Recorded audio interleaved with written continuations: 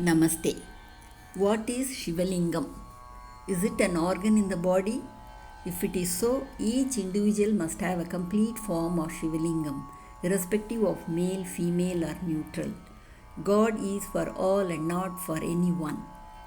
The form of Sivalingam has a cylindrical image at the center and a pond around it, and the pond is covered by a wall with an opening on one side at the base where the water flows out.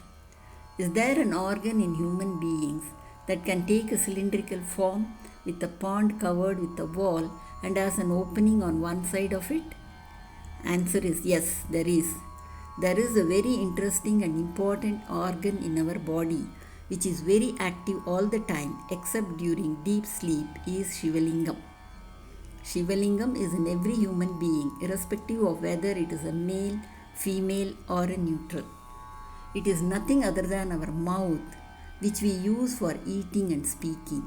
It has two rows of 16 teeth, each in the shape of an arch, as upper teeth and lower teeth, which are like walls, with an opening at the inner side called the throat. The one that looks like a pond is the lower palate with saliva below the tongue. It is surrounded by earth called the teeth that represent 16 conjoined consonants. The tongue has 5 short and 5 long vowels with 2 diphthongs, also called vowels, representing intellect and soul, and an instrument, tool, called ak, written with 3 dots, making it 49 syllables, with which one is able to speak and eat. The same thing forms a Sri Chakra as well.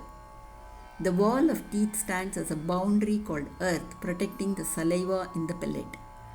Tongue that has vowels in it moves like a serpent, extending life to the 16 conjoined consonants that are at the lower jaw and lifts the syllable up, making it a consonant.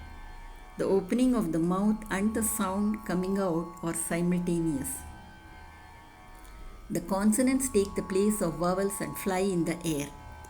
The vowels are called serpent, which moves in the form of sound waves in the sky only when they merge with the conjoined consonants, and when the vowel withdraws from it, it becomes conjoined consonant and falls back as earth. Always the lower jaw alone moves up and down, moving between life and death. The saliva that is in the mouth goes through the opening at the throat and flows down into the body called the earth. The 8 teeth on the left represents the 8 syllables are under moon, and the 8 teeth on the right are under sun. The 13 vowels at the center represents Agni, that has air in it. When we pronounce the syllable Il, IZH, the tip of the tongue rises up and moves towards the inner end and stands straight, taking the cylindrical form which is the Sivalingam. The vowels are called Vishnu. Lying in the sea of water is when we are silent, and in the position of Im, the tongue that has vowels in it lies in the lower palate dipped in the saliva, which is the sea of sounds.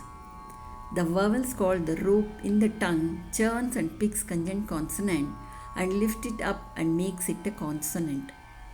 The same Sivalingam that is in the position of Il takes the form of Vishnu is when one starts speaking using the vowels which represent Navagrahas that creates karma in beings.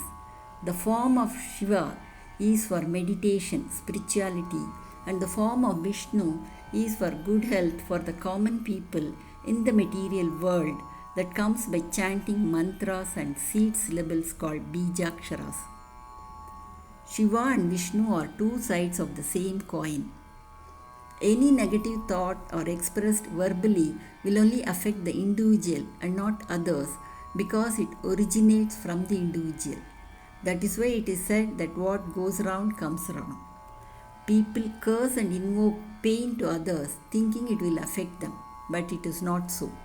Whatever the negative or positive expressions that is in words, but those in action will also affect the individual because our hand also represents Sivalingam.